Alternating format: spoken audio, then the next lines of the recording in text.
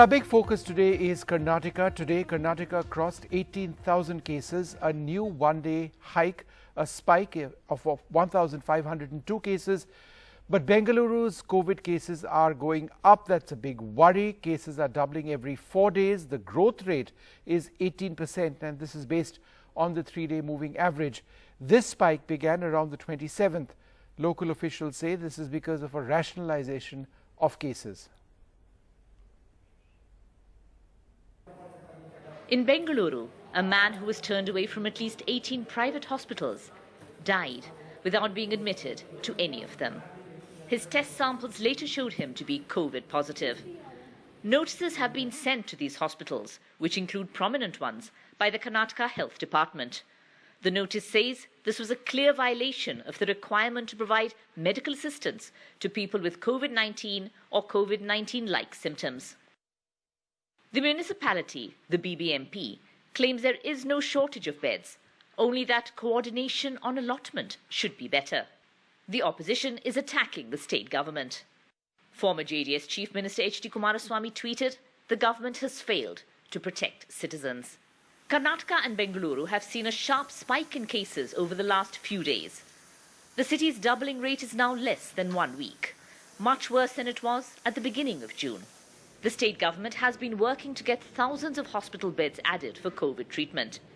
Meetings with management of private hospitals and medical colleges have yielded a promise of 4,500 more beds. Almost 60% of these beds are occupied by patients who are asymptomatic or very mildly symptomatic, and asymptomatic patients could be sent home unless there is no possibility in their home to be having a separate room. Municipal officials want COVID testing laboratories to inform authorities first before letting patients know that they have tested positive. They say this is to help plan and allot hospital beds, rather than have patients running around from hospital to hospital. The race of getting infrastructure ready to keep pace with the inevitable increase in numbers is one the city cannot afford to lose. Maya Sharma in Bengaluru for NDTV. Well, those are very worrying statistics. What's happening in Bengaluru? Why is it getting into a potential crisis situation? Joining us, Professor Giridhar Babu, Head of Life Course Epidemiology at PHFI in Bengaluru. Also joining us, Dr. Sudarshan Ballal, who is the Chairman of Manipal Hospitals. Thank you both very much for joining us. Dr. Ballal, let me come to you first. If you look at the numbers, June 2020 has seen the sharpest monthly rise in COVID cases. Why is this happening now in Bengaluru? Good evening, Vishnu, and also to my co-panelist. Thank you for having me here. Karnataka and Bangalore particularly had done extremely well, as you rightly pointed out, till about the last week of June. We have had a sudden surge in the numbers of COVID. And a part of this started with sort of allowing interstate travel, and many patients with infections from other states have come in. To give you an example, we had a COVID-specific hospital in one of our chains in a place called Udupi, which had 0 cases for 2 months, and suddenly now it has 70 to 80 patients. And the private sector hardly had any patients in the last few weeks in Bangalore, but now we seem to have a huge number of patients. So I think there has been a spike for many reasons. And as Maya rightly pointed out, there seems to be a perception of shortage of beds.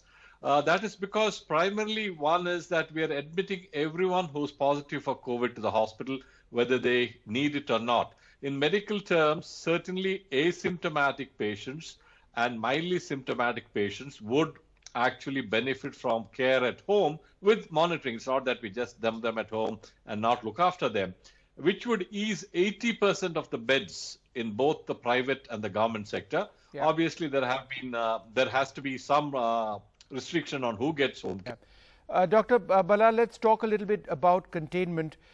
Is it time for Bengaluru to step up its containment strategy? For example, here in Delhi, what we've seen the government do at a time when cases really shot up is to have many more containment zones in the last couple of days and then attempt to go door to door and do tests or to figure out if people are unwell. So A, should there be an attempt to do some more door-to-door surveillance in Bengaluru? And number two, should containment zones be increased?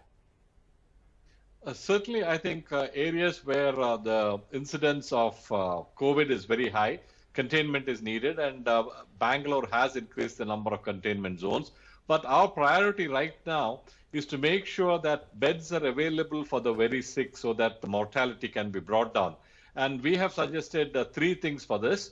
One is, as rightly pointed out earlier, home isolation for people who can have it. For instance, if you live in a one tenement or a one room apartment with 4 or 5 people, home isolation is not possible. So there will have to be an inspection of the place and then make sure there's a separate room, a toilet, so on and so forth. And they have to also be created awareness about what home care and isolation is. Second is the government, in addition to with the help of the private sector, is also setting up large number of COVID care centers, which are medically supervised centers like hotels, wherein patients who are mildly asymptomatic or asymptomatic can be kept. So this would certainly ease the strain on the beds in the hospitals. So we can take every patient that needs care in our hospitals. One other very important point I want to make, Vishnu, is that which is there's something that's not been given enough importance. We have given a lot of importance to COVID as deserved, but in the process, I think we have neglected the non-COVID diseases, and patients with non-COVID disease should not get a stepmotherly treatment. Now, what happens is you set up more and more COVID hospitals, so non-COVID patients with illnesses like heart problems, kidney problems, cancer are finding it difficult to treat. And I certainly agree, in the containment zones, probably a house-to-house survey and more testing is needed so that we prevent the spread of this disease and break the chain. Yeah. Well, I'd like to thank both of you very much for joining us. It is a matter of concern now in Bengaluru. Let's hope the situation gets under control sooner than later. Thanks very much indeed.